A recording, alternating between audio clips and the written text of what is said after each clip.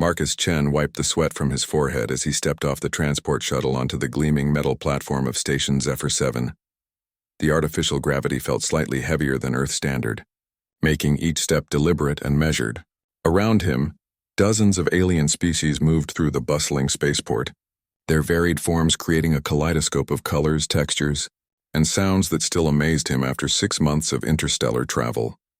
The human delegation had been invited to participate in the Galactic Endurance Championships, a prestigious event that tested the physical and mental limits of every known spacefaring species. For the first time in the competition's 1,000-year history, humans were being allowed to compete. Most species viewed it as a charitable gesture toward the newest members of the galactic community. Marcus looked around at his fellow human competitors. Sarah Williams, a former Olympic marathoner whose legs could carry her across continents. James Rodriguez, an ex-Navy SEAL who had survived impossible missions in Earth's most hostile environments. Dr. Lisa Park, a researcher who had spent years studying human physiology and endurance capabilities. Each of them represented the peak of human physical achievement. Yet they all knew they were considered underdogs in this cosmic arena. The competition would take place on Xerion Prime, a planet known for its extreme environments and challenging terrain. Queen Vexithara of the Crystalline Empire served as the primary sponsor and host of the event. Her species, the Vexani, were renowned throughout the galaxy for their incredible stamina and ability to function without rest for extended periods. They had won the championships for the past 3 centuries. As the human team made their way through the station's corridors, other competitors turned to stare. The insectoid klaxons chittered among themselves, their compound eyes gleaming with what Marcus assumed was amusement. A group of aquatic hydronians floated in their mobility suits, producing a series of bubbling sounds that their translators converted into dismissive comments about human frailty. "Look at them," one hydronan gurgled. "They require sleep every few hours. How can they possibly compete in trials that last for days?" A tall reptilian saurian flicked his forked tongue and added, "I heard their homeworld has such a gentle environment that they've never truly been tested. This will be educational for them if nothing else." Marcus felt his jaw tighten, but Sarah placed a calming hand on his shoulder. "Let them underestimate us," she whispered. "It'll make victory that much sweeter." The transportation to Xerion Prime took 2 standard days. During the journey, the human team studied footage of previous competitions, analyzing the strategies and techniques used by different species. The challenges varied each year, but they always tested multiple aspects of endurance: physical stamina, mental fortitude, pain tolerance, and the ability to function under extreme stress. Dr. Park pulled up holographic displays showing the physiological data of various competitors. "Look at this," she said, pointing to a chart. "The Vexani can indeed function for weeks without what we would consider rest, but their metabolism is completely different from ours. They enter a sort of meditative state that allows them to recover while still moving." James studied the data with interest. "What about the others?" "The klaxons have a hive mind mentality that helps them push through individual limitations," Dr. Park continued. "The saurians can slow their metabolism dramatically to conserve energy. Each species has evolved specific advantages for endurance." "And what about humans?" Marcus asked. Dr. Park smiled. "That's what makes us interesting. We don't have any single overwhelming advantage, but we have something unique: adaptability. Humans can adjust to almost any environment or challenge through sheer determination and creative problem-solving." When they arrived at Xerion Prime, the planet's harsh beauty took their breath away. Crimson mountains stretched toward a violet sky, while crystalline formations jutted from the landscape like frozen lightning. The air was thin but breathable, with a metallic taste that reminded Marcus of high-altitude training on Earth. Queen Vexithara greeted the competitors at the landing site. She stood nearly 8 feet tall, her translucent crystalline body refracting the planet's strange sunlight into rainbow patterns. When she moved, musical chimes seemed to emanate from within her structure. Her presence commanded immediate respect from every being present. "Welcome, champions of the galaxy," she announced, her voice resonating through both audio speakers and some form of harmonic vibration that Marcus felt in his bones. "For 1,000 years, this competition has tested the very limits of what life can endure. You represent the finest examples of your species' capabilities." Her faceted eyes turned toward the human delegation, and Marcus thought he detected something like curiosity in her alien gaze. This year, we welcome a new species to our trials. The humans of Terra have requested to participate, though many question whether they possess the necessary fortitude for our challenges. A ripple of what sounded like laughter passed through the assembled competitors. Marcus felt heat rise in his cheeks, but he kept his expression neutral. Queen Vexithera continued, "The trials will begin at dawn and continue until only one remains standing.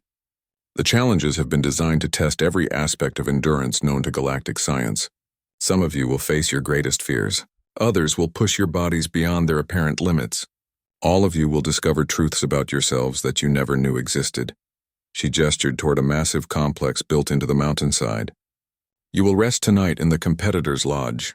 Use this time wisely, for once the trials begin, there will be no respite until they are complete." As the competitors dispersed toward the lodge, Marcus overheard several conversations that made his blood boil. Species after species dismissed the human team as an amusing novelty, predicting they would be eliminated within the first few hours. That evening, the human team gathered in their assigned quarters. The room was spartanly furnished but comfortable, with sleeping areas adapted for human physiology. Through the large windows they could see the competition grounds spreading out below them, obstacle courses that seemed to defy physics, environmental chambers that glowed with ominous energy, and structures whose purposes they could only guess at. "Tomorrow, we show them what humans are really made of," Sarah said, her voice firm with determination. Marcus nodded, feeling the weight of representing his entire species. They weren't just competing for personal glory. They were fighting to prove that humanity deserved its place among the stars. Whatever challenges awaited them, they would face them with the same stubborn resilience that had carried their ancestors through ice ages, across oceans, and finally to the stars themselves. The Xerian prime dawn broke with an explosion of purple and gold light across the crystalline peaks. Marcus woke naturally, his internal clock adjusted to the planet's 26-hour day cycle. Around him, his teammates were already stirring, their faces set with the quiet determination he'd seen before every major mission during his military service. The competition grounds had transformed overnight. What had seemed like scattered structures in the evening light now revealed themselves as an interconnected maze of challenges, stretching for kilometers in every direction. Floating platforms hovered at various heights, connected by bridges that seemed impossibly narrow. Environmental chambers glowed with different colored energies, each one presumably containing a unique trial designed to test specific aspects of endurance.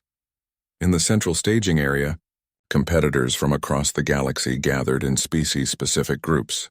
Marcus counted representatives from 47 different worlds, each one evolved for survival in their unique environments. The Vexani team stood in perfect formation, their crystalline bodies catching and reflecting the morning light like living prisms. The insectoid klaxons moved in synchronized patterns, their chittering communications creating a constant background hum. Queen Vexithara materialized on a raised platform that seemed to grow from the ground itself, her body resonating with harmonious tones that commanded immediate attention. "Competitors," she announced, "the trials begin now. You will face 7 challenges in sequence. Each challenge must be completed before moving to the next.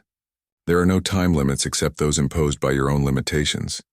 She gestured toward a massive display that materialized in the air above them, showing a complex, 3-dimensional map of the course.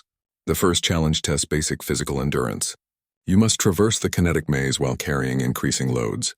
The second challenge involves environmental adaptation in our climate chambers. The third tests pain tolerance in the neural stress fields. Marcus felt his stomach tighten as she continued describing challenges that sounded increasingly impossible. Mental endurance tests that could last for days.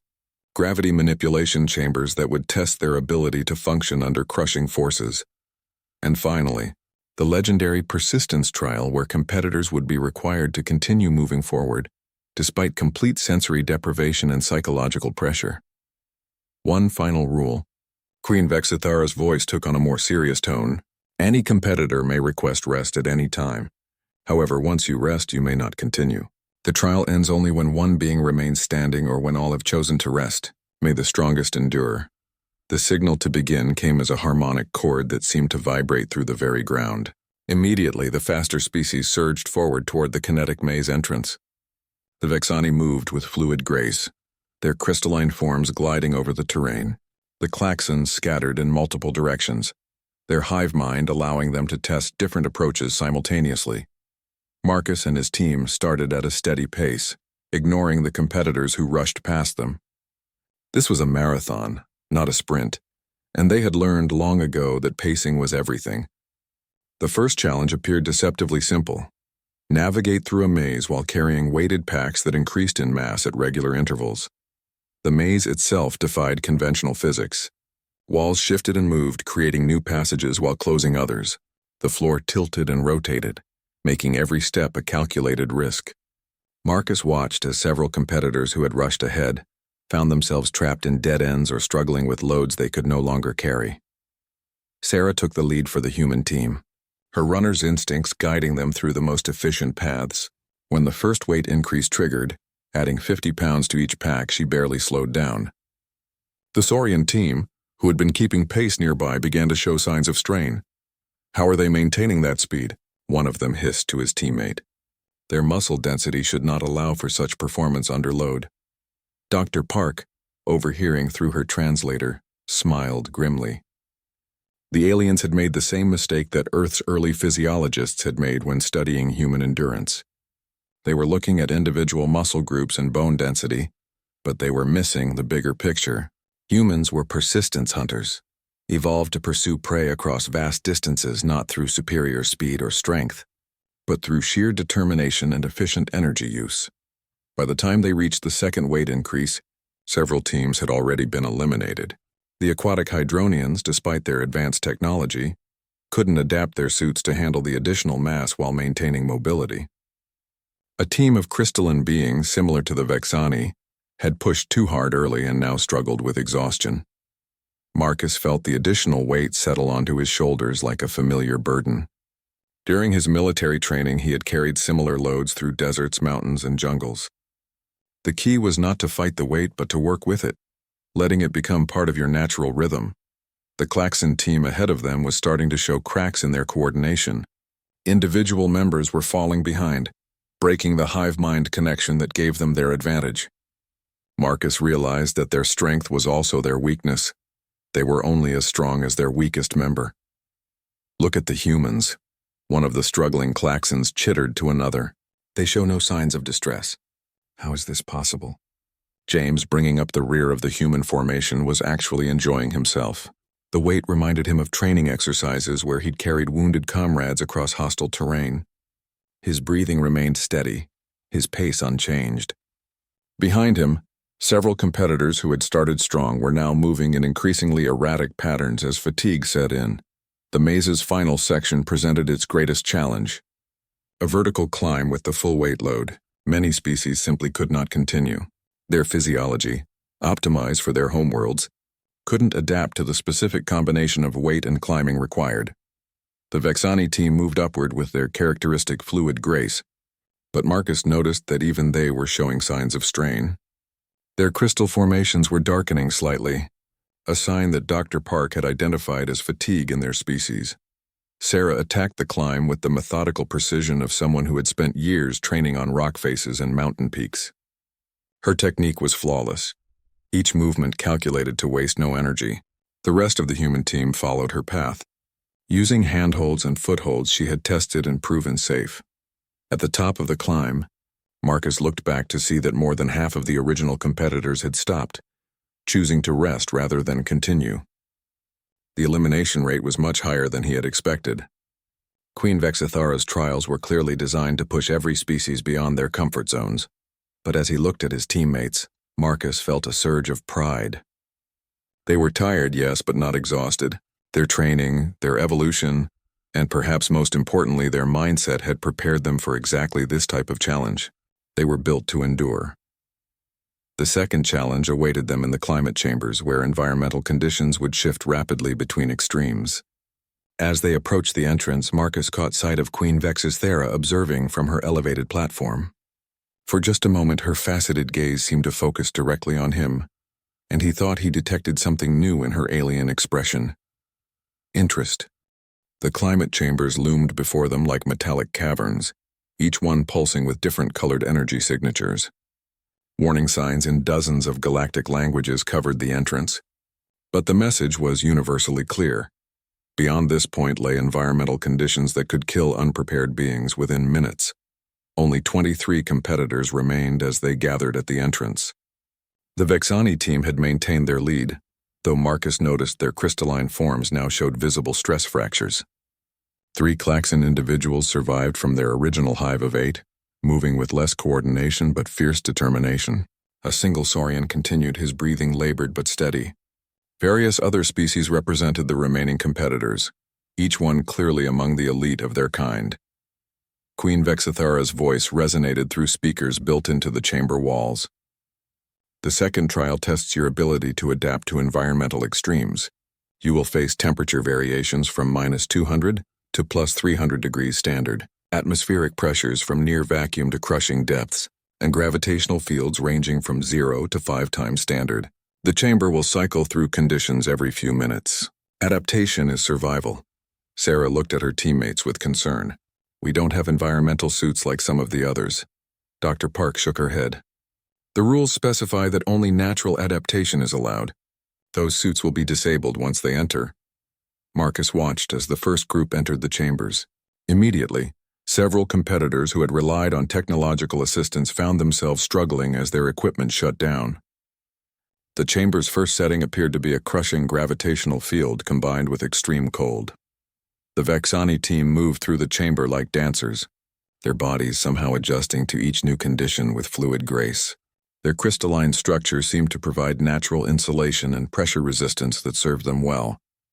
When the human team's turn came, Marcus led them into the first chamber. The immediate sensation was like being punched in the gut while someone dumped ice water over his head. 5 times Earth gravity pressed down on them, while the temperature plummeted to levels that would freeze exposed skin in seconds. But humans had evolved in diverse environments. Marcus had trained in Arctic conditions where exposed skin could freeze in minutes. James had operated in high-altitude, low-oxygen environments where every breath was a conscious effort. Sarah had run marathons in Death Valley heat that would have killed many other species. The gravitational field was the biggest challenge. Marcus felt his bones groaning under the pressure, but he forced himself to take one step, then another. Beside him, Dr. Park was using breathing techniques she'd learned from studying high-altitude adaptation. The key was not to fight the environment, but to work within its constraints. The chamber suddenly shifted, gravity disappearing entirely while the temperature spiked to furnace levels. Several competitors who had been managing the high gravity found themselves tumbling helplessly in 0G, unable to orient themselves in the sudden shift. But humans had experience with rapid environmental changes. Sarah adapted to the zero gravity quickly, using walls and ceiling to maintain forward momentum.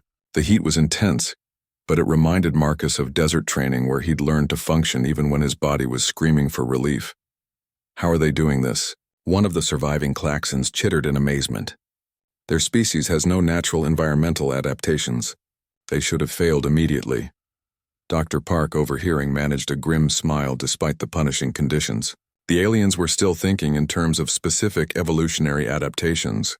They didn't understand that humanity's greatest adaptation was its generalism. Humans weren't the fastest, strongest, or most environmentally resistant species, but they could function adequately in more diverse conditions than any other known life form. The chamber shifted again, this time to crushing underwater pressure, combined with toxic atmospheric conditions.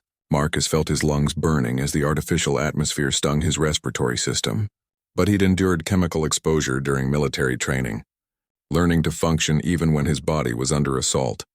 The saurian competitor ahead of them finally collapsed, his reptilian physiology unable to handle the rapid environmental shifts.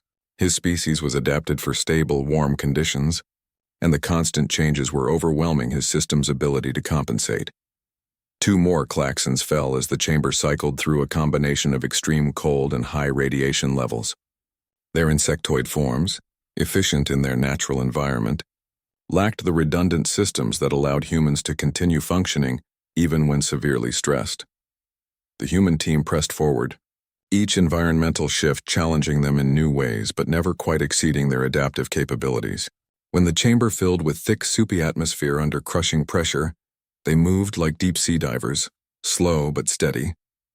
When it shifted to thin air and low gravity, they adapted like mountain climbers, conserving oxygen and energy. Queen Vexithera watched from her observation post, her faceted eyes tracking the human team's progress with what appeared to be growing interest. She had designed these trials to push every known species beyond their limits, yet these newcomers continued to advance through sheer adaptability. The final environmental challenge was perhaps the most difficult, a combination of all previous extremes cycling rapidly every 30 seconds. Gravity would slam down, then disappear. Temperature would spike, then plummet. Atmospheric conditions would shift from toxic to corrosive to suffocating. Marcus watched as 3 more competitors chose to stop rather than attempt this final gauntlet. Even one of the Vexani chose to rest, his crystalline form showing too many stress fractures to continue safely. But the human team pushed forward. They had trained for exactly this kind of chaos, where conditions changed faster than conscious thought could process. Marcus fell back on muscle memory and instinct, letting his body react while his mind focused on the simple goal of moving forward. Sarah stumbled as gravity suddenly quintupled while the temperature dropped below freezing, but she caught herself and kept moving. James powered through a section where toxic atmosphere burned his lungs while crushing pressure threatened to collapse his chest cavity. Dr. Park navigated zero gravity combined with blinding heat by feel, alone when the thermal radiation overwhelmed her vision. When they finally emerged from the climate chambers, only 12 competitors remained. The human team stood intact, tired and battered but functional. Around them, representatives of species that had dominated galactic civilization for millennia looked at them with new respect. "Impossible," whispered one of the remaining Vexani. "No species should be able to adapt that quickly to such diverse conditions." Marcus caught Queen Vexithera's gaze as she observed from her platform. For the first time since the competition began, he thought he saw something in her alien features that might have been surprise. The trials were supposed to eliminate the humans early, proving that they weren't ready for galactic-level competition. Instead, they had just outperformed species with thousands of years of evolutionary optimization for endurance, and Marcus knew they were just getting started.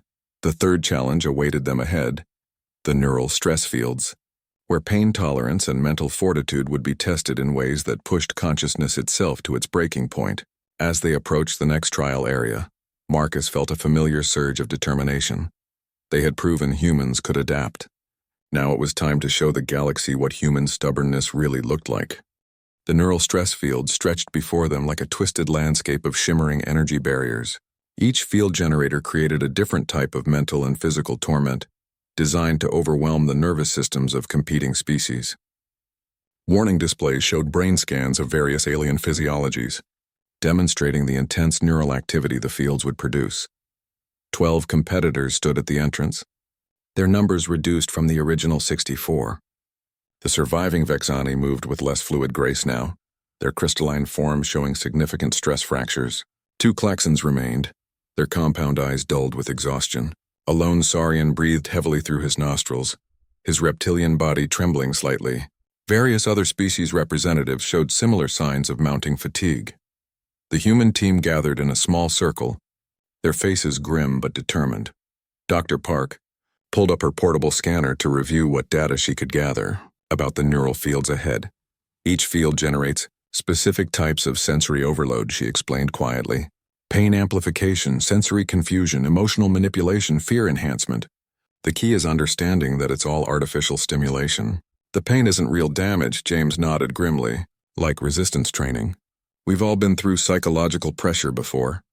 Queen Vexthara's harmonic voice filled the area. The third trial tests your ability to function while your neural pathways are under assault. You will experience sensations designed to overwhelm your consciousness and force you to choose rest over progress. Remember, the torment stops the moment you decide to rest. As the first group entered the neural fields, the effect was immediate and devastating. A 4-armed being from the Centauri sector made it only a few steps before collapsing in apparent agony, choosing to rest rather than continue. His screams echoed back through the field generators, causing several other competitors to hesitate. Marcus watched the Vexani team enter the fields with their characteristic grace, but even they began to show signs of distress. Their harmonic emanations became discordant, their movements less coordinated. The neural assault was affecting their collective consciousness in ways their evolution hadn't prepared them for. When the human team's turn came, Marcus stepped into the first field and immediately felt like every nerve in his body had been set on fire. The pain was overwhelming, artificial, but completely convincing to his nervous system. His vision blurred as the field attacked his sensory processing centers. But Marcus had been tortured during a mission behind enemy lines 3 years earlier. He'd learned then that pain was information, nothing more. The body could scream while the mind remained focused on the mission. He gritted his teeth and took another step forward. Sarah entered the field behind him and gasped as the neural assault hit her. But she'd run marathons where every muscle fiber screamed for relief, where her body begged her to stop. And she'd learned to separate physical sensation from mental determination. She focused on her breathing and maintained her pace. The second field specialized in sensory confusion. Marcus suddenly couldn't tell up from down, his inner ear sending contradictory signals that made him nauseous and disoriented. Colors shifted into impossible spectrums while sounds became overwhelming cacophonies. Dr. Park had studied sensory deprivation and overload during her research into human consciousness. She knew that the brain would try to make sense of contradictory input, creating hallucinations and false perceptions. The key was to ignore what her senses were telling her and rely on logical deduction about her position and movement. James powered through a field that amplified every small injury and discomfort into agony. The blisters on his feet felt like hot coals, the strain in his muscles like tearing flesh, but he'd operated for days with actual injuries far worse than anything the field could simulate. This was just elaborate theater performed by his nervous system. Ahead of them, one of the klaxons finally stopped, his insectoid form trembling violently as the neural assault overwhelmed his compound nervous system. The fields were designed to attack consciousness itself, and his species' distributed neural network was particularly vulnerable to this type of interference. The fourth field hit them with pure terror, activating primal fear responses that made Marcus feel like he was being hunted by invisible predators. His heart rate spiked, adrenaline flooded his system, and every instinct screamed at him to run, but humans had learned to function under fear during millennia of facing real predators. They'd developed the ability to think rationally even when terrified. "It's not real," Sarah muttered through gritted teeth, more to herself than to her teammates. "Just neurons firing. Just chemistry." The fifth field attempted to break their will through hopelessness, flooding their brains with artificial depression and despair. Marcus suddenly felt like nothing he did mattered, like the competition was pointless, like he should just give up and rest. The field was designed to attack motivation itself. But humans had survived ice ages, plagues, wars, and countless other catastrophes through sheer stubborn refusal to give up. Dr. Park had studied cases of people who'd endured years of hardship without losing hope. She knew that human resilience wasn't based on optimism alone, but on the simple determination to keep moving forward regardless of how hopeless things seemed. Queen Vexithara observed their progress with increasing fascination. Her species had dominated the endurance trials for centuries because their crystalline physiology provided natural resistance to many forms of neural manipulation. But these humans were pushing through fields that should have overwhelmed any organic nervous system through what appeared to be pure mental discipline. The sixth field attacked their sense of identity, making them question who they were and why they were there. Marcus suddenly couldn't remember why the competition mattered. Couldn't recall what had driven him to come so far from Earth. The field was scrambling his long-term memory and sense of purpose, but military training had taught him to hold on to core objectives even when everything else became confused. The mission was to keep moving forward. Everything else was secondary. He focused on that single, simple goal and took another step. The final neural field combined all previous attacks into a symphony of artificial suffering. Pain, confusion, terror, despair, and identity loss crashed over them in waves. 2 more competitors ahead of them chose to rest rather than continue, their alien physiologies unable to compartmentalize the multiple assaults on their consciousness. The human team pressed forward, through what felt like walking through mental hell. Each step required conscious effort to override their nervous system's demands to stop. But they'd all faced real suffering before, and they'd learned that the human mind could endure almost anything if the will remained strong. When they finally emerged from the neural stress fields, only 8 competitors remained. 3 Vexani had survived, though their crystalline forms showed extensive fracturing. One klaxon continued, his movements erratic but determined. A handful of other species representatives had managed to endure the neural assault. But the human team stood complete, their faces showing the strain, but their determination unbroken. Around them, competitors who had seemed invincible just hours earlier looked at them with something approaching awe. "How?" whispered one of the surviving Vexani. "Our consciousness exists in crystalline matrices, specifically evolved to resist neural manipulation. Your organic brains should have been overwhelmed instantly." Dr. Park, still shaking from the ordeal but functional, managed a tired smile. "Our brains weren't evolved to resist neural manipulation. They were evolved to keep functioning no matter what." "There's a difference."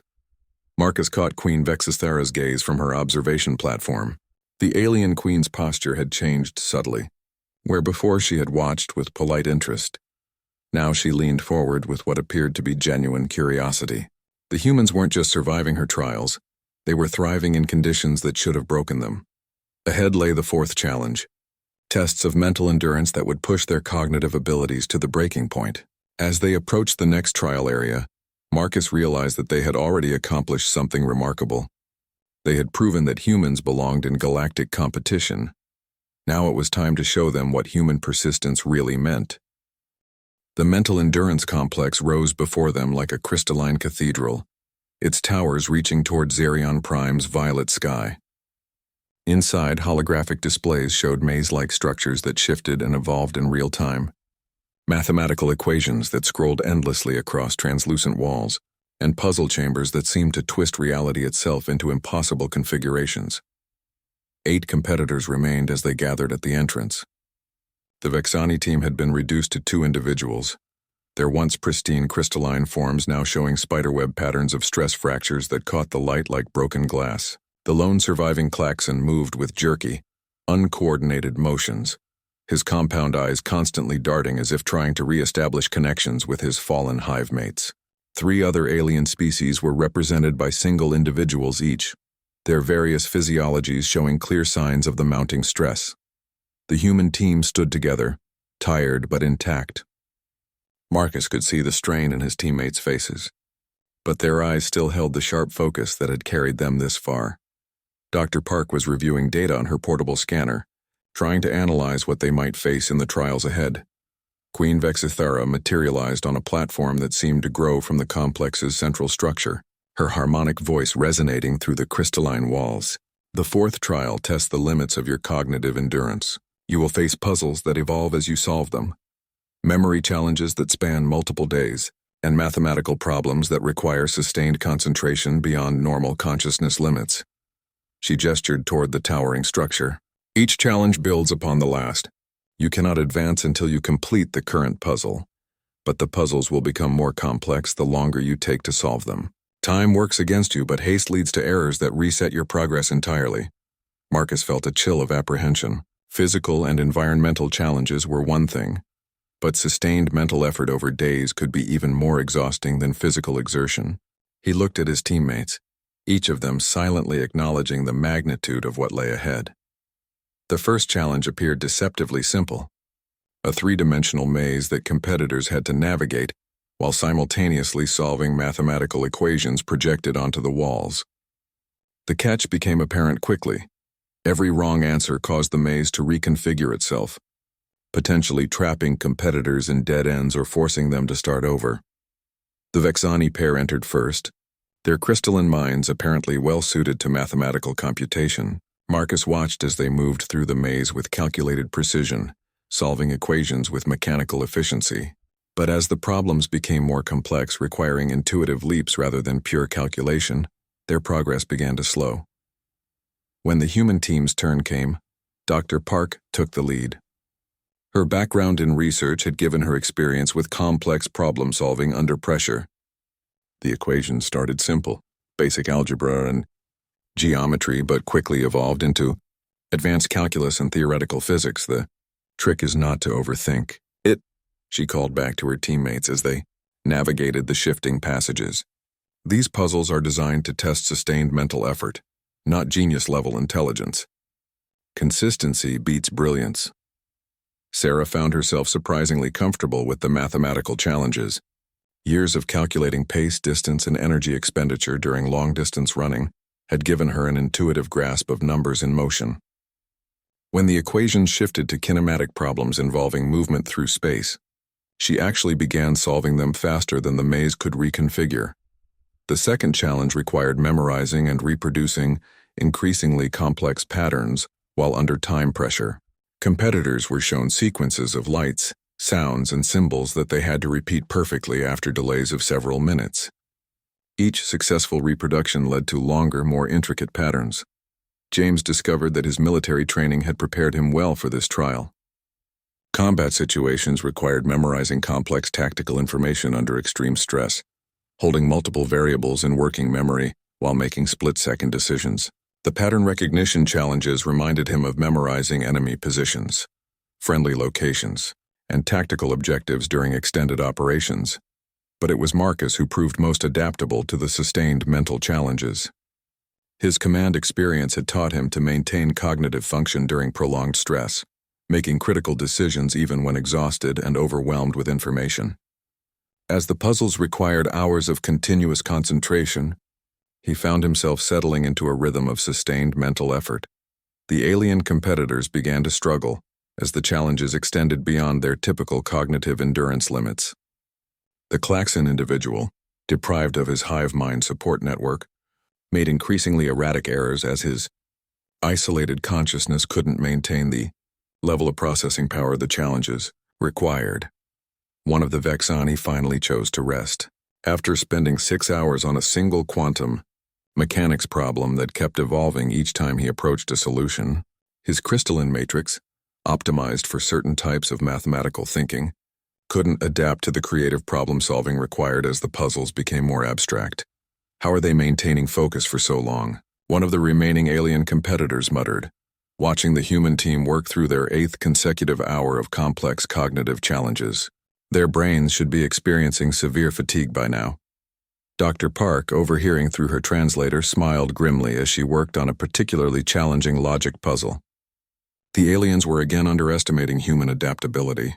Human consciousness had evolved to handle extended periods of complex mental work, tracking weather patterns, planning seasonal migrations, developing tool technologies that required sustained innovation over generations. The third challenge pushed cognitive endurance to new extremes. Competitors had to solve interconnected puzzles where the solution to one problem provided pieces needed for the next, creating chains of logical reasoning that could extend for days.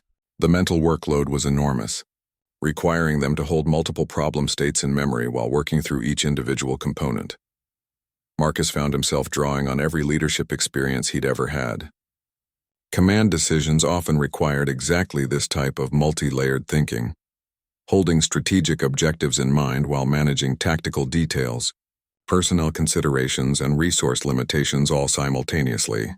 The puzzle chains were complex, but they were logical systems that could be understood and managed. As the hours stretched into a full day, 2 more alien competitors chose to rest rather than continue the mental marathon. The sustained cognitive effort was proving more challenging than any physical trial they'd faced. Even species renowned for their intellectual capabilities were finding their limits. But the human team pressed on, their minds tired but still functional. They took turns leading different types of challenges, playing to each member's cognitive strengths while supporting each other through weaker areas. Their teamwork became a significant advantage as the puzzles required diverse types of thinking. Queen Vexithara watched their progress with growing amazement. Her species had designed these trials to push cognitive endurance beyond the limits of any known biological intelligence. The puzzles were meant to exhaust mental resources so completely that even the most intellectually gifted beings would choose rest over the agony of continued mental effort. Yet these humans continued working, their organic brains somehow maintaining function despite cognitive loads that should have overwhelmed them. Their problem-solving showed remarkable persistence, not necessarily faster or more elegant than other species, but utterly relentless in pursuing solutions no matter how long it took. After 36 hours of continuous mental challenges, only 4 competitors remained active. 2 Vexani had endured through their crystalline matrices' pure computational power, Those stress fractures now covered their entire forms. One alien from a species known for mathematical genius had somehow maintained function despite obvious strain. And all 4 humans remained, tired but mentally sharp, working through puzzles that had broken some of the galaxy's most intellectually advanced species. As they prepared to enter the 5th challenge area, Marcus realized they had proven something unprecedented, that human mental endurance could match or exceed species that had evolved specifically for intellectual pursuits. The trials ahead would test even greater limits, but Marcus felt a surge of confidence. They had come this far by refusing to give up, by adapting to every challenge through sheer determination. Whatever Queen Vexithara had prepared for them next, they would meet it with the same stubborn persistence that had carried humanity, from cave-dwelling hunters to star-traveling explorers. The gravity manipulation chambers stood like metallic monoliths against Xerion Prime's crimson landscape, their surfaces rippling with energy fields that bent light itself into impossible curves. Inside each chamber, gravitational forces could be adjusted from weightlessness to crushing planetary masses, creating environments that would challenge the structural integrity of any biological form. Only 4 competitors remained as they approached the 5th trial. The 2 surviving Vexani moved with obvious difficulty, their crystalline bodies so fractured from accumulated stress that they chimed discordantly with each step. The lone representative from the Mentari Collective, a species renowned for their intellectual capabilities, showed signs of severe mental fatigue despite his mathematical genius. His large cranium trembled slightly as he struggled to maintain focus. The human team stood together, exhausted but unbroken. Marcus could feel the weight of 40 hours of continuous trials in every muscle and bone, but his mind remained clear. Beside him, Sarah's runner's conditioning showed in her steady breathing and maintained posture. James's military bearing hadn't wavered despite the accumulated stress. Dr. Park continued to monitor their physiological status, her scientific training allowing her to push through fatigue that would have overwhelmed others. Queen Vexithara appeared on her crystalline platform, her harmonic voice now carrying undertones that might have been surprise. The 5th trial tests your ability to function under crushing gravitational stress while maintaining precise physical control. You will face environments ranging from 0 gravity to 8 times standard planetary mass, with rapid transitions that challenge your body's ability to adapt. She gestured toward the chambers, their interiors visible through transparent walls that showed swirling fields of gravitational distortion. Each chamber requires different tasks to be completed under specific gravitational conditions. Precision is essential. The slightest error forces you to begin that chamber again from the start. Marcus watched as the first Vexani entered the initial chamber, where gravity immediately shifted to 3 times standard. The crystalline being, already weakened by stress fractures, found his form buckling under the increased weight. His normally fluid movements became labored and jerky as he attempted to manipulate delicate controls while fighting against the crushing force. The chamber required competitors to perform precise manual tasks, threading needles, assembling complex mechanisms, solving physical puzzles, all while gravity fluctuated unpredictably. What would be simple tasks under normal conditions became nearly impossible when competitors might suddenly weigh 4 times their normal mass or find themselves floating helplessly in 0 gravity. When the human team's turn arrived, Marcus entered the first chamber and felt gravity slam down on him like a crushing weight. 8 times Earth standard pressed against his bones and organs, making each breath a conscious effort. But humans had evolved under Earth's gravity, developing robust skeletal and muscular systems that could handle significant variation. The task before him seemed deceptively simple: arrange a series of colored spheres in a specific pattern, while gravity shifted every 30 seconds. As the gravitational field fluctuated from crushing weight to weightlessness, Marcus drew on his military training in variable gravity environments. Space operations had required working in everything from asteroid belt microgravity to the crushing pull of gas giant moons. Sarah found herself surprisingly comfortable with the rapid gravity transitions. Her years of distance running had developed exceptional balance and proprioception, the ability to sense her body's position in space. When gravity suddenly disappeared, she could orient herself quickly and continue working. When it slammed back to crushing levels, Her conditioned muscles could adapt and maintain function. The second chamber presented an even greater challenge, constructing a complex three-dimensional puzzle while gravity rotated around different axes.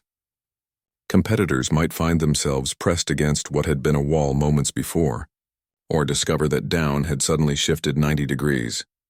Dr. Park approached this scientifically, using her understanding of physics to predict gravitational shifts based on the chamber's energy patterns. Her research background had included studies of disorientation and spatial reasoning under stress. She moved through the rotating gravity fields methodically, always maintaining awareness of the chamber's orientation relative to her task. James powered through chambers that would have broken most beings through sheer physical conditioning. His military training had included exercises under enhanced gravity and in rotating environments designed to disorient and confuse. When gravity reached 6 times standard while simultaneously spinning around multiple axes, he simply gritted his teeth and continued working. The Mentari collective representative finally chose to rest after his enlarged cranium proved too vulnerable to the rapid gravitational shifts. His species' intellectual evolution had come at the cost of physical robustness, and the crushing forces were causing neurological strain that threatened permanent damage. One of the Vexani completed several chambers through pure determination, his crystalline matrix somehow maintaining structural integrity despite extensive fracturing. But as the gravitational forces increased beyond 8 times standard, the physical stress finally exceeded his material limits. Choosing preservation over pride, he activated his rest signal. The remaining Vexani and the 4 humans pressed on into chambers where gravity exceeded anything found on naturally occurring worlds. 10 times standard planetary mass created forces that would have liquefied most organic beings. But the competitors pushed forward through environments that challenged the very concept of biological survival. Marcus found himself drawing on reserves of strength and determination he hadn't known existed. At 12 times standard gravity, his bones felt like they might shatter and his organs compressed against his skeleton, but humans had always been persistence hunters, evolved to continue moving even when their bodies screamed for relief. He completed each task through methodical determination, ignoring the protests of his overloaded physiology. The chamber that finally claimed the last Vexani involved 15 times standard gravity, combined with rapid rotational shifts. The crystalline being's matrix, stressed beyond its breaking point by days of accumulated trials, finally shattered completely. His harmonic death song filled the chamber before the emergency systems activated his preservation protocols. Now only the human team remained active in the competition. They stood alone in chambers that had been designed to break the most physically robust species in known space. Their bodies pushed far beyond normal human limitations, but their minds still focused on the simple goal of moving forward. Queen Vexithera watched from her platform in what appeared to be stunned silence. For the first time in the competition's 1,000-year history, a single species had survived all challenges to this point. More remarkably, it was a species that every expert had predicted would be eliminated in the first trial. The 6th chamber presented the ultimate gravitational challenge, 20 times standard planetary mass with constant rotational changes and tasks that required microscopic precision, forces that would have crushed most spaceship. Hulls pressed down on the human competitors as they worked to complete puzzles that demanded steady hands and clear thinking. Sarah's runner's conditioning served her well as she focused on breathing and maintaining circulation under crushing force. Her cardiovascular system, trained for efficiency under stress, continued to deliver oxygen to her brain even when her heart worked against gravitational forces that should have stopped it entirely. James used techniques learned during military survival training, where he'd been required to function under extreme physical stress. His mind separated from his body's distress signals, treating the crushing gravity as just another obstacle to overcome through disciplined effort. Dr. Park approached the challenge scientifically, calculating the minimum movements necessary to complete each task, while conserving energy under the incredible gravitational load. Her understanding of human physiology helped her pace her efforts to avoid cardiovascular collapse. Marcus led his team through the final gravitational trials through sheer force of will. Every breath was agony, every movement required conscious effort, but he kept his focus on the mission. Prove that humans belonged among the stars. Under crushing forces that exceeded the surface gravity of neutron star fragments, the human team continued to function. When they finally emerged from the gravity manipulation chambers, they were alone. 4 humans stood where 64 of the galaxy's most elite beings had started, their bodies battered, but their determination unbroken. They had accomplished something that galactic science had considered impossible, surviving trials designed to exceed the limits of biological endurance. Queen Vexithera descended from her platform, approaching them directly for the first time. Her faceted eyes reflected the complex patterns of Xerion, prime sunset, as she studied these remarkable beings who had redefined what the galaxy thought it knew about the limits of life itself. "You are not tired yet," she said, her harmonic voice carrying undertones of amazement and something that might have been respect. "We have just begun to understanding of physics to predict gravitational shifts based on the chamber's energy patterns." Her research background had included studies of disorientation and spatial reasoning under stress. She moved through the rotating gravity fields methodically, always maintaining awareness of the chamber's orientation relative to her task. James powered through chambers that would have broken most beings through sheer physical conditioning. His military training had included exercises under enhanced gravity and in rotating environments designed to disorient and confuse. When gravity reached 6 times standard while simultaneously spinning around multiple axes, he simply gritted his teeth and continued working. The Mentari collective representative finally chose to rest after his enlarged cranium proved too vulnerable to the rapid gravitational shifts. His species' intellectual evolution had come at the cost of physical robustness, and the crushing forces were causing neurological strain that threatened permanent damage. One of the Vexani completed several chambers through pure determination, his crystalline matrix somehow maintaining structural integrity despite extensive fracturing. But as the gravitational forces increased beyond 8 times standard, the physical stress finally exceeded his material limits. Choosing preservation over pride, he activated his rest signal. The remaining Vexani and the 4 humans pressed on into chambers where gravity exceeded anything found on naturally occurring worlds. 10 times standard planetary mass created forces that would have liquefied most organic beings, but the competitors pushed forward through environments that challenged the very concept of biological survival. Marcus found himself drawing on reserves of strength and determination he hadn't known existed. At 12 times standard gravity, his bones felt like they might shatter and his organs compressed against his skeleton. But humans had always been persistence hunters, evolved to continue moving even when their bodies screamed for relief. He completed each task through methodical determination, ignoring the protests of his overloaded physiology. The chamber that finally claimed the last Vexani involved 15 times standard gravity, combined with rapid rotational shifts. The crystalline being's matrix, stressed beyond its breaking point by days of accumulated trials, finally shattered completely. His harmonic death song filled the chamber before the emergency systems activated his preservation protocols. Now only the human team remained active in the competition. They stood alone in chambers that had been designed to break the most physically robust species in known space. Their bodies pushed far beyond normal human limitations, but their minds still focused on the simple goal of moving forward. Queen Vexithera watched from her platform in what appeared to be stunned silence. For the first time in the competition's 1,000-year history, a single species had survived all challenges to this point. More remarkably, it was a species that every expert had predicted would be eliminated in the first trial. The 6th chamber presented the ultimate gravitational challenge: 20 times standard planetary mass with constant rotational changes and tasks that required microscopic precision. Forces that would have crushed most spaceship hulls pressed down on the human competitors as they worked to complete puzzles that demanded steady hands and clear thinking. Sarah's runner's conditioning served her well as she focused on breathing and maintaining circulation under crushing force. Her cardiovascular system, trained for efficiency under stress, continued to deliver oxygen to her brain, even when her heart worked against gravitational forces that should have stopped it entirely. James used techniques learned during military survival training, where he'd been required to function under extreme physical stress.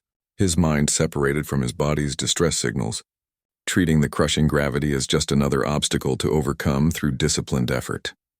Dr. Park approached the challenge scientifically, calculating the minimum movements necessary to complete each task, while conserving energy under the incredible gravitational load. Her understanding of human physiology helped her pace her efforts to avoid cardiovascular collapse. Marcus led his team through the final gravitational trials through sheer force of will. Every breath was agony. Every movement required conscious effort, but he kept his focus on the mission. Prove that humans belonged among the stars. Under crushing forces that exceeded the surface gravity of neutron star fragments, the human team continued to function. When they finally emerged from the gravity manipulation chambers, they were alone. 4 humans stood where 64 of the galaxy's most elite beings had started. Their bodies battered, but their determination unbroken. They had accomplished something that galactic science had considered impossible. Surviving trials designed to exceed the limits of biological endurance. Queen Vexithera descended from her platform, approaching them directly for the first time. Her faceted eyes reflected the complex patterns of Xerion Prime's sunset as she studied these remarkable beings who had redefined what the galaxy thought it knew about the limits of life itself. "You are not tired yet," she said, her harmonic voice carrying undertones of amazement and something that might have been respect. "We have just begun to understand what your species is truly capable of." The final trial awaited, the legendary Persistence Challenge, where endurance would be tested not in hours or days, but in the pure, unending determination to continue when all hope seemed lost. The Persistence Arena stretched beyond the horizon like a vast featureless plain under Xerion Prime's alien stars. No obstacles, no complicated machinery, no environmental hazards, just an endless expanse of metallic ground that seemed to absorb light and sound. In the center stood a simple pillar marking the starting point, and somewhere beyond the curve of the artificial horizon lay the finish line. Marcus stood with his teammates at the pillar's base, looking out at what appeared to be an impossibly long, straight path. After 56 hours of trials that had eliminated every other competitor in the galaxy, they faced the ultimate test, a race with no rules except to keep moving forward until only one remained. Queen Vexithera materialized beside the pillar, her crystalline form now showing subtle changes that hadn't been there at the competition's start. Her faceted eyes held depths that seemed to reflect not just light but understanding. When she spoke, her harmonic voice carried undertones of profound respect. "The final trial is deceptively simple," she announced. "You must walk forward until you choose to stop. There are no other rules, no time limits, no additional challenges. Just you, this path, and your will to continue.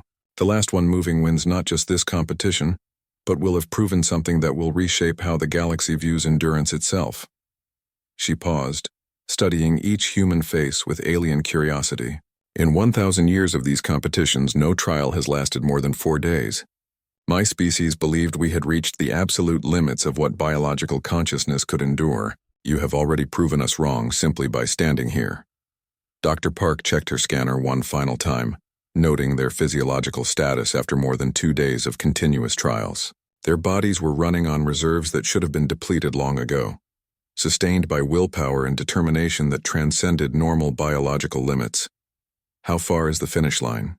Sarah asked. Queen Vexithera's harmonic tones took on what might have been amusement. "There is no predetermined distance. The trial ends when only one of you chooses to continue. The finish line appears wherever that choice is made." Marcus felt a chill of understanding. This wasn't a race to a destination. It was a test of who could outlast their own teammates, who could keep moving when everyone else had reached their absolute limit. The thought of competing against Sarah, James, and Dr. Park filled him with conflicting emotions. But as he looked at his teammates, he saw the same realization and acceptance in their eyes. They had come this far together, but the final test was individual. Each of them would discover exactly how far they could push beyond their breaking point. "No matter what happens," Dr. Park said quietly, "we've already proven humans belong among the stars." They began walking together, maintaining the same steady pace that had carried them through every previous trial. The metallic ground stretched endlessly ahead, featureless and hypnotic in its uniformity. After the complexity of previous challenges, the simple act of walking felt almost meditative. Hours passed in relative silence. The alien stars wheeled overhead as Xerion Prime rotated, providing the only indication that time was moving forward. Marcus found himself falling into the rhythm that had sustained human persistence hunters for millions of years. A steady, sustainable pace that could be maintained indefinitely. But as the hours stretched into a full day of walking, the simplicity became its own form of torture. No distractions, no complex problems to solve, no environmental challenges to overcome.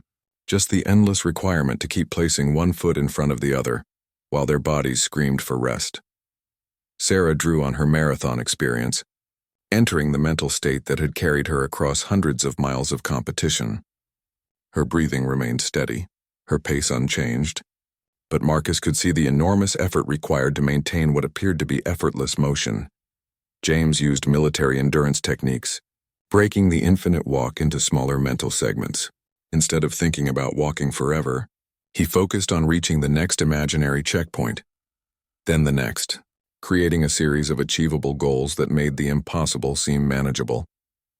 Dr. Park approached the challenge scientifically, monitoring her body's responses and adjusting her effort to maintain maximum efficiency. She calculated caloric expenditure, oxygen consumption, and muscle fatigue, using data to optimize her performance for the longest possible duration. As the second day of walking began, Marcus realized that Queen Vexisthera was following them, maintaining a parallel course about 100 meters away. Her crystalline form glided over the metallic surface without apparent effort, her faceted eyes constantly observing their progress. "Why is she watching us?" James wondered aloud. "Because we're doing something impossible," Dr. Park replied, her voice steady despite the strain. "Every species has biological limits. We should have collapsed days ago." The third day brought new challenges as their bodies began to rebel more seriously against the sustained effort. Muscles cramped, joints ached, and their feet developed blisters that made each step agony. But they continued walking, driven by the same stubborn determination that had carried their ancestors across continents and oceans. It was Dr. Park who first began to show serious signs of strain. Her scientific approach had allowed her to maintain efficiency, but it had also made her acutely aware of exactly how far beyond normal limits they had traveled. As the fourth day began, she started stumbling occasionally, her careful pace becoming irregular. "I can't maintain optimal efficiency anymore," she admitted during their brief water break. "My calculations show that I should have collapsed 30 hours ago." "Forget the calculations," Sarah said gently. "This isn't about optimal anything. It's about refusing to quit." But Dr. Park's scientific mind couldn't ignore the data her body was providing. As the fourth day progressed, her steps became increasingly unsteady. She was fighting not just physical exhaustion, but the knowledge that she was operating far beyond what should be possible for human physiology. Finally, as Zarian Prime's sun reached its zenith on the fourth day, Dr. Park stopped walking. She stood swaying slightly, looking at her teammates with a mixture of pride and exhaustion. "I've reached my absolute limit," she said simply. "I've pushed beyond every scientific prediction of human endurance, but I can't take another step." "You three continue. Prove that humans have no limits." Marcus felt a surge of conflicting emotions as Dr. Park activated her rest signal. Pride at what she had accomplished, sadness at losing a teammate, and determination to continue in her honor. 3 humans remained walking across the endless plain. The loss of Dr. Park seemed to galvanize the remaining 3. They had passed beyond the realm of scientific prediction into something purely human, the refusal to give up regardless of circumstances. Their pace remained steady as the fourth day stretched into the fifth. It was James who began to struggle next. His military conditioning had carried him farther than should have been possible, but even his iron discipline was reaching its limits. On the 5th day, his normally perfect posture began to deteriorate, his steps becoming slightly uneven. "My body is shutting down systematically," he admitted as they paused for water. "But my mind is still operational. I can continue." But as the 5th day progressed into the 6th, James's body finally overruled his mind. His legs began to shake with each step, his breathing became labored, and his military precision gave way to barely controlled stumbling. "I've given everything I have," he said as he finally stopped walking. "But you two can go farther. Show them what humans are really made of." Marcus and Sarah continued alone across the infinite plain. 6 days of walking had taken them far beyond the limits of any previous competition, into territory that redefined what the galaxy understood about biological endurance. As the 7th day began, Sarah's runner's conditioning finally started to fail. Her breathing became irregular, her stride shortened, And for the first time since the competition began, she looked like she might actually stop. "I don't know how much farther I can go," she admitted during a brief rest. Marcus looked at his teammate, someone who had run across continents, who had pushed human endurance to its absolute limits, and saw the same determination that had carried them all so far. "Then we'll find out together," he said. But as the 7th day progressed, Sarah's steps became increasingly labored. She was fighting not just physical exhaustion, but the accumulated strain of 7 days of impossible effort. Finally, as the alien sun began to set, she stopped walking. "I've done everything humanly possible," she said, tears streaming down her face. "Now it's up to you to show them that humans never truly stop." Marcus stood alone on the endless plain, surrounded by the infinite expanse of the persistence arena. 7 days of walking had eliminated his teammates, but he remained standing. His body screamed for relief, every step was agony, but his mind remained focused on the simple goal that had driven him from the beginning: keep moving forward. Queen Vexithera approached him across the metallic surface, her crystalline form chiming with harmonic frequencies that might have been amazement. "You are not tired yet," she said, echoing her earlier words. "We have just begun to understand what your species represents." Marcus looked at the alien queen, then at the endless path stretching ahead. His teammates had proven that humans never truly stop. Marcus stood alone on the endless plain, surrounded by the infinite expanse of the persistence arena. 7 days of walking had eliminated his teammates, but he remained standing. His body screamed for relief, every step was agony, but his mind remained focused on the simple goal that had driven him from the beginning: keep moving forward.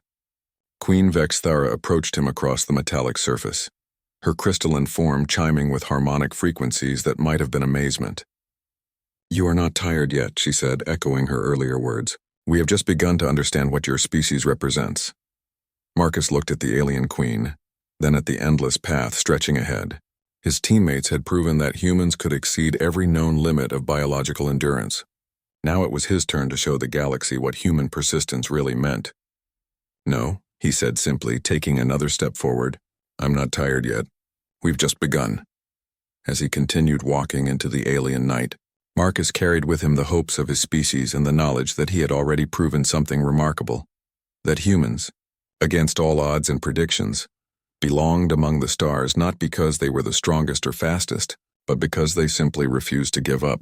The finish line would appear when he decided it should. And Marcus Chen, representing all of humanity, was not ready to make that decision yet.